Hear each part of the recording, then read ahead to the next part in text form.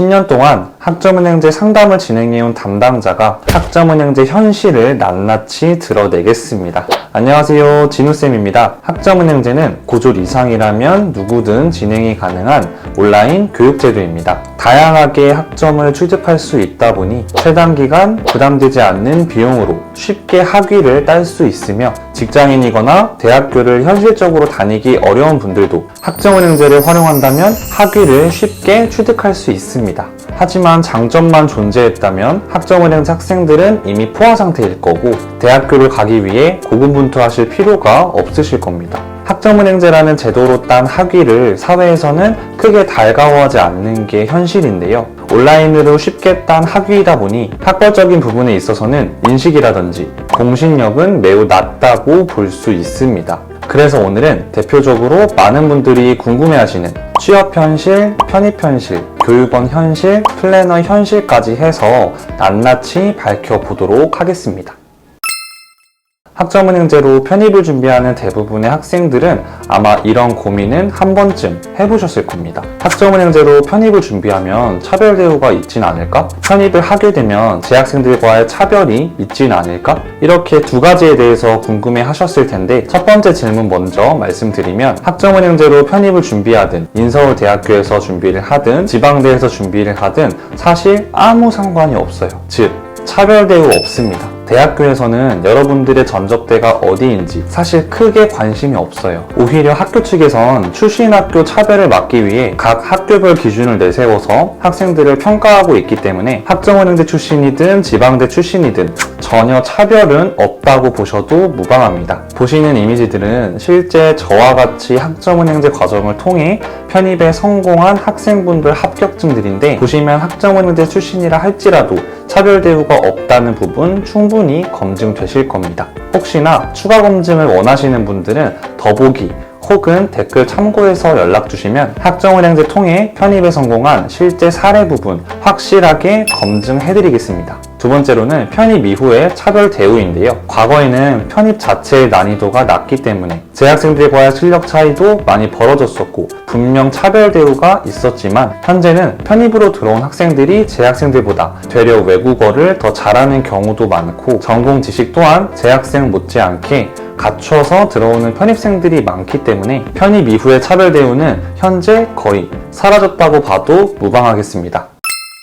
사실 학점은행제로 얻은 학위는 취업에 전혀 도움이 되지 않습니다. 고졸 이상이라면 누구나 쉽게 딸 수 있는 학위가 바로 학점은행제 학위이기 때문인데요. 학점은행제로 취득한 학위는 학교명이 따로 있는 졸업장 개념보다도 교육부 장관명으로 학위증이 나오는 개념이기 때문에 학점은행제 학위를 통해 취업에 활용하시려는 거면 남들과 다른 스펙이라든지 차별점이 반드시 있어야 합니다. 그렇다 보니 보통은 대학교 편입을 통해 학벌 세탁을 한다거나 편입이 어려운 상황이라면 대학원 진학을 통해서라도 학벌 세탁을 한다든지 아니면 산업기사, 기사 자격증을 따서라도 스펙업을 해주셔야 아무래도 좀 더 취업에 도움이 된다는 부분이 학점은행제 취업의 현실이 되겠습니다. 추가로 편입 혹은 대학원 진학을 통해 학벌 세탁을 하셨을 경우엔 최종 학력은 학점은행제가 아닌 입학한 학교가 되기 때문에 이럴 경우 취업에 불이익을 받진 않으니까요. 이 부분도 참고해 주시면 되겠습니다.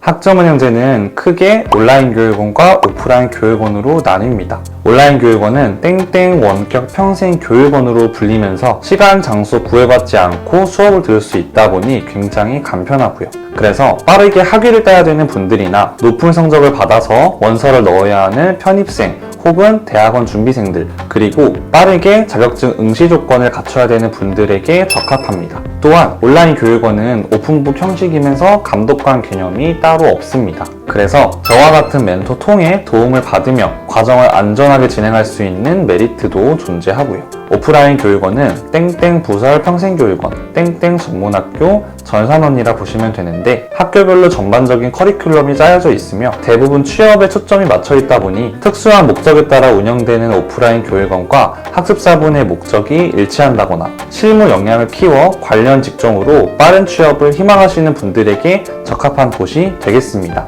하지만 여기서 많은 학생들이 오해하고 있는 게 어떤 거냐면 제대로 커리큘럼이 짜여져 있는 오프라인 교육원이 더 좋진 않을까? 그리고 졸업하게 되면 총장명으로 재학생들과 동일하게 졸업장이 나오니까 더 좋지 않을까? 라는 오해인데요. 첫 번째 질문 먼저 말씀드리면 온라인보단 아무래도 대학 과정과 흡사한 오프라인 교육원이 커리큘럼이 더 잘 짜여져 있는 건 맞지만 학습 잡은 목적에 따라 답변은 달라질 수 있습니다. 빠른 취업 혹은 반짝 취업이 목적이라면 오프라인, 빠른 졸업 혹은 편입, 대학원 진학과 같이 학벌 세탁이 목적이라면 온라인 교육원이 더 유리하다고 볼 수 있고요.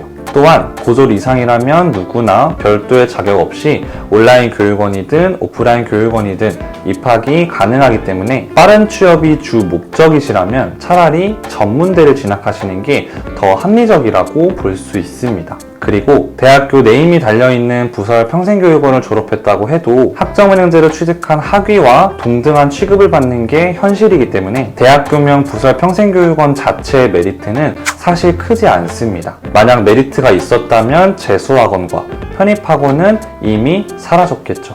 이제 결론 말씀드릴게요.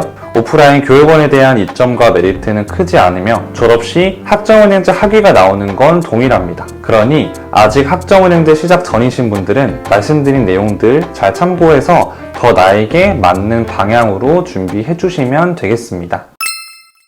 온라인 학점은행제는 멘토에게 도움받으며 진행될 수 있는 메리트가 있습니다. 그렇다 보니 인터넷에 학점은행제만 검색하더라도 수많은 광고글들을 확인해 보실 수 있고요. 만약 이러한 광고에 속아 진행을 서두르게 된다면 요새 빈번하게 발생되고 있는 사고 사례의 주인공이 될 수 있으니 반드시 주의해 주셔야 합니다. 학점은행제는 멘토 역량에 따라서 난이도라든지 편입생이라면 입학하실 수 있는 학교의 질이라든지 성적이라든지 행정적인 서포트라든지 제공받을 수 있는 서비스가 달라집니다. 여러 담당자에게 상담을 받아보시는 것도 중요하지만 무분별하게 상담을 여기저기 받게 되면 올바른 정보와 올바르지 않은 정보가 섞이게 되면서 정작 멘토의 역량이나 실질적인 관리 부분이 아닌 당장 내야 되는 비용적인 측면만 고려하는 경우가 많아 시작부터 엇갈리게 되는 경우가 빈번합니다. 그래서 가장 중요한 건 멘토 선정 또한 양보단 질이기 때문에 실력 있는 전문 멘토에게 디테일하고 꼼꼼한 상담을 제대로 받아보시는 게 중요합니다. 그리고 사고 사례가 가장 많이 일어나는 부류는 두 부류인데요. 첫 번째는 저가교육원에서 진행했을 때, 두 번째는 무분별한 인터넷 광고글들을 통해 수강했을 경우가 되겠습니다. 저가교육원의 경우 아무래도 교육원도 이윤을 추구하는 작은 기업이기 때문에 학생들을 계속해서 유치해야 하다 보니 비용을 저렴하게 해서 모집하고 있는 거라 굉장히 불안전하다고 볼 수 있어요. 그리고 저가교육원 특성상 멘토가 없어 모든 과정을 혼자서 진행해 주셔야 하고 이런 곳엔 학생들 비중 또한 많지 않다 보니 도중에 과목들이 폐강되어 공중에 떠버리는 경우도 빈번하고요. 즉, 플랜 설계부터 과정 이수, 도중에 생기는 변수들까지 학습자 개개인이 떠안고 진행해야 하다 보니 사고 사례가 발생되기 굉장히 쉬운 편입니다. 무분별한 광고 사례 같은 경우엔 학점은행제의 무지한 학습자가 검증된 멘토를 선별하기엔 다소 어려움이 있다 보니 무작정 진행하시게 되면 매칭되는 멘토가 경력이 오래되지 않은 신인 멘토일 가능성이 크고 저가교육원들이 띄워놓은 광고글일 수도 있다 보니 광고글 통해 무작정 진행하시는 건 지양해 주시는 게 좋습니다. 직접 학점은행제라는 제도에 대해 알아보고 공부를 해서 충분한 시간을 온전히 과목 수강하는 데 쏟으실 수 있다면 저가교육원 통해 혼자서 준비하셔도 무방하지만 이런 상황과 여유가 안 되신다면 멘토 통해 도움받으며 진행하시는 쪽을 개인적으로 더 권장드립니다.